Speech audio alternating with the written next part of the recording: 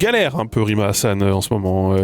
Galère et pas que. Essentiellement parce que, et c'est ce par quoi je vais rentrer dans ce sujet, Rima Hassan a été convoquée pour apologie du terrorisme. Donc elle est la septième sur la liste de LFI aux européennes. C'est probablement la deuxième personne la plus connue de la liste en position éligible, parce que Mélenchon s'est mis sur la liste en position inéligible après Manon Aubry, qui a un peu du mal à prendre sa place dans la campagne, même si moi je trouve que Manon Aubry est bonne dans l'exercice, elle a un bon bilan à défendre. Moi je ferais le pari que c'est elle qu'il faut mettre partout et qu'il faut faire émerger et qu'il faut faire parler. Mais bon, ça c'est mon avis tout à fait personnel. En tout cas, Rima Hassan, une personne que j'aime beaucoup et qui sur la Palestine m'a fait beaucoup changer d'avis là en quelques mois. Et ce second visage de la liste est un visage dont on parle de manière omniprésente en ce moment pour cette convocation notamment judiciaire, mais pas que, on va y revenir. Donc du coup, dans un communiqué de son avocat, maître Vincent Brengart,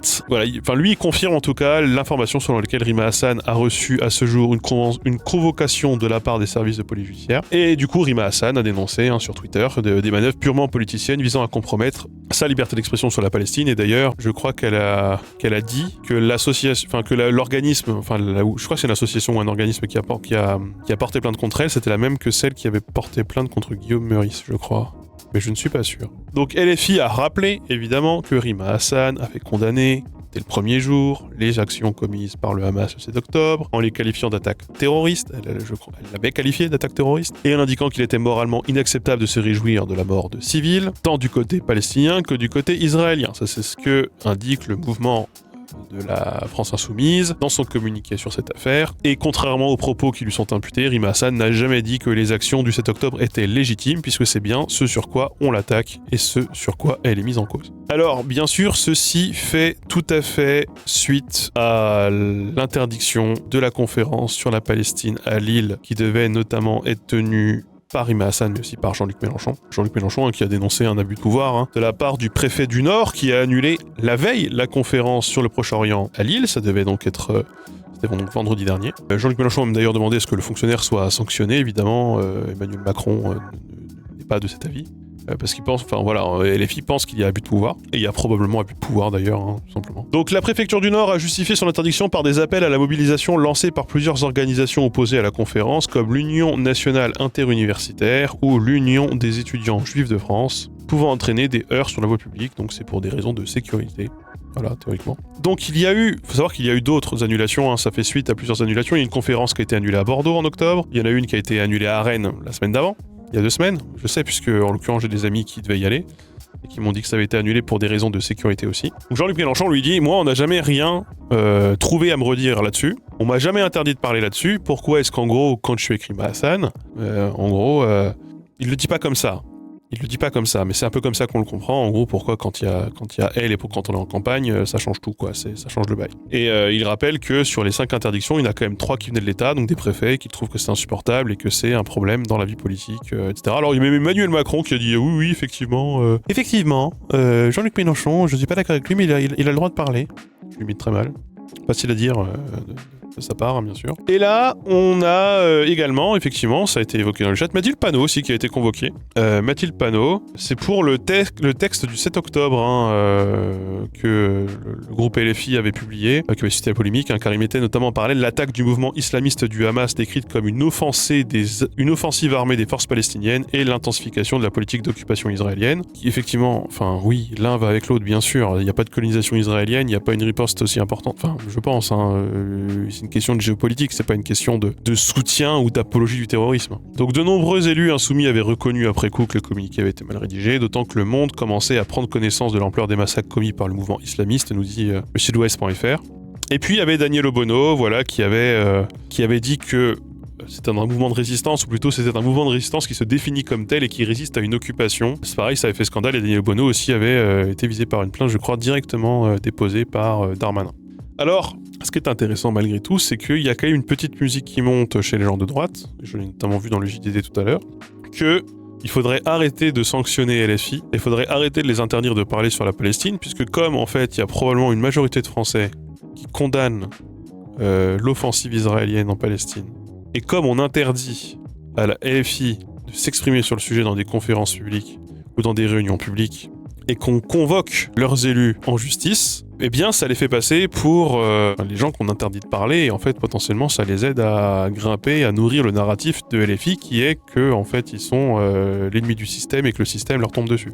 No shit, hein, j'ai envie de dire, bien sûr qu'ils s'en servent, et ils auraient tort de s'en priver, et bien sûr que c'est mauvaise presse, même si ce pays est à droite, la jeunesse ne l'est pas, Dieu soit loué, mais c'est les divisions entre l'extrême droite et la gauche quand même. Ça commence en fait, ils commencent à se dire que tout ça est peut-être contre-productif.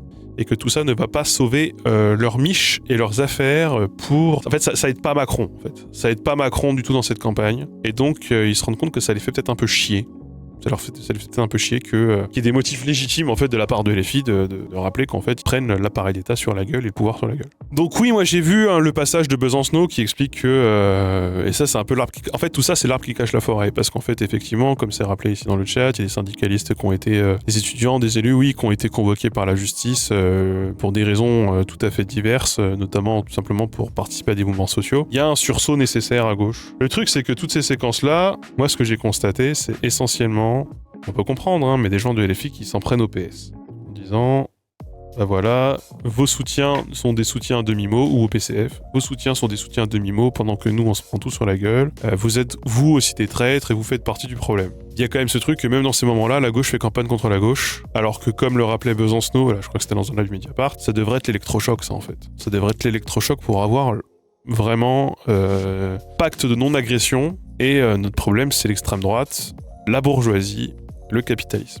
Qui ne souscrit pas à ce constat peut sortir et peut partir, et peut passer de l'autre côté, de la barrière, mais pour autant, là, et Besancenot qui critique d'ailleurs, ça, Besancenot ne critique pas en le disant la gauche fait campagne contre la gauche, il dit personne ne réagit, tout le monde regarde ce qui se passe, en gros, réagit à demi-mot et en fait se dit et fait le calcul de comment est-ce qu'il peut en profiter. Sauf qu'à la fin, personne n'en profite. Parce que si ton pote il tombe, enfin si ton concurrent d'autres concurrents de gauche il tombe, et puis après c'est l'autre, et puis c'est l'autre, c'est toi le suivant.